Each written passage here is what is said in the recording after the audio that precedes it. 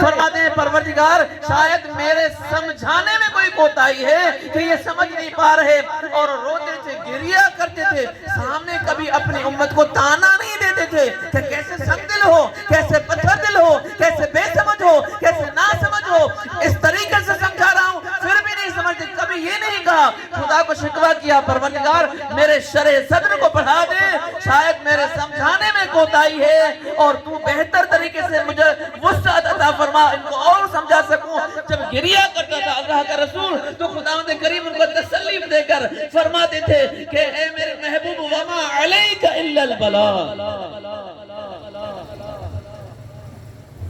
میرے محبوب آپ نے احسن طریقے سے سمجھا، اس سے بہتر طریقہ سمجھانے کا، ملائم سمجھانے کا طریقہ کوئی ہو ہی نہیں سکتا تھا، کسی نبی نے اس طریقے سے نہیں سمجھایا، آپ نے بہتر طریقے سے سمجھایا۔ وما علیک الا البلاغ، غم نہ کھا، گریہ نہ کر، اپنے آپ کو تکلیفوں میں نہ ڈال، آپ کا کام صرف پہنچانا تھا، آپ بری زماں ہیں، میں نے تو آپ کے فضائل کو، کائنات کو قیامت تک کے لیے دکھانا تھا کہ جس نبی کے نور کی وجہ سے میں نے آدم کو سجدہ کروایا تھا، اس کا نور دیکھو، اس کی سیرت دیکھو کیسا ہے، اس کی سنت دیکھو کیسی ہے، اس کی برداشت دیکھو کیسی ہے، اس کا جلوہ دیکھو کیسا ہے۔ میں نے تو آپ کا ہی دکھانا تھا، ورنہ ان کو مسلمان کرنا کوئی اتنا مشکل تھوڑی بات، اتنا ہو جاتا، یہ ان کے نصیب ہے، اتنی آزادی، اتنی طاقت، اتنی وسعت، اتنا اہتمام کیا ہے کہ آپ جیسا کریم نبی کو سمجھا رہا ہے پھر بھی نہیں سمجھ پا رہا ہے، تو چھوڑ دو ان کا کیا حال پر ثم بکم عمی فہم لا یبصرون، ان کا الانام بل ازل، یہ اندھے بہرے گونگے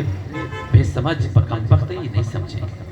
یہ جانوروں کی طرح ہے بلکہ اسے بدتر ہے، ان کا الحجار، یہ پتھروں کی طرح ہے بل ازل، یہ پتھروں کی طرح ہے بلکہ اس سے بھی بدتر ہے۔ کیوں؟ اس وجہ سے کہ پتھر سے اطاعت کی ڈیمانڈ نہیں کی گئی، جو نہیں کی تو کیا مسئلہ ہو گیا، جانوروں کو نہیں کہا گیا، ان کو عقل نہیں دی گئی، اس کو عقل دی گئی، نہیں مان رہا تو اس کا افسوس ہوگا، اس کا تھوڑی ہوگا۔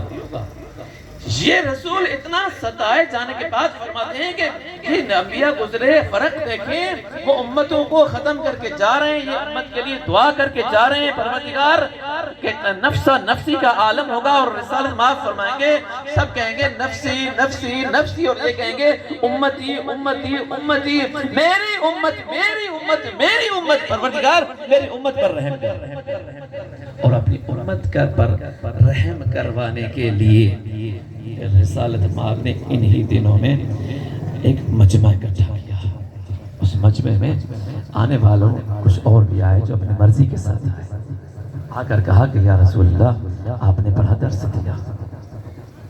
احسن طریقے سے سمجھایا، انسان نہیں تھے آپ نے انسانیت دے دی، گالا گلوچ کرتے تھے آپ نے حسن اخلاق دیا، قتل و قتال کرتے تھے آپ نے امن و امان بنا دیا، ایک دوسرے کو دشمن اور حسادیت کے شکار ہوتے تھے آپ نے بھائی بھائی بنا دیا، بیٹیوں کو نوست کے ساتھ، عورتوں کو جو ہے نا برا سمجھتے تھے،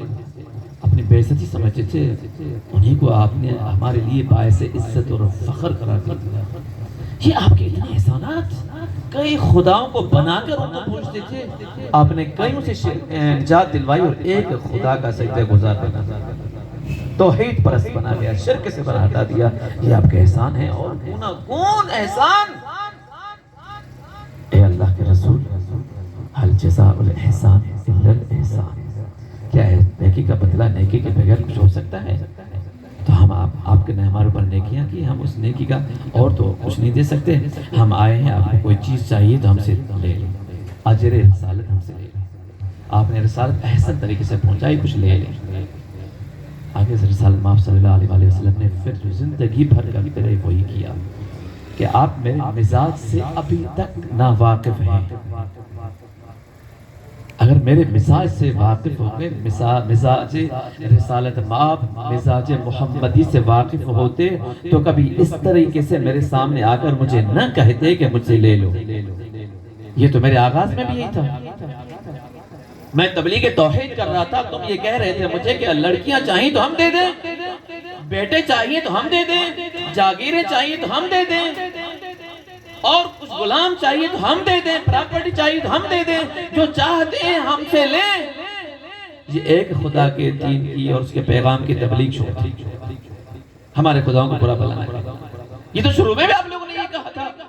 اور اتنی تبلیغ کرنے کے بعد، پورا قرآن نازل کرنے کے بعد اب بھی آ گئے اور میرے پاس آ کر مجھے کہتے ہو کہ آپ نے احسان کیا ہے، آپ نے یہ کچھ سمجھایا ہے اور اب ہم سے لے لو۔ اگر میں لینے والا ہوتا تو پہلے نہ لیتا۔ پہلے بھی تم مجھے دینے کی کوشش کر رہے تھے، اب بھی مجھے دینے کی کوشش کر رہے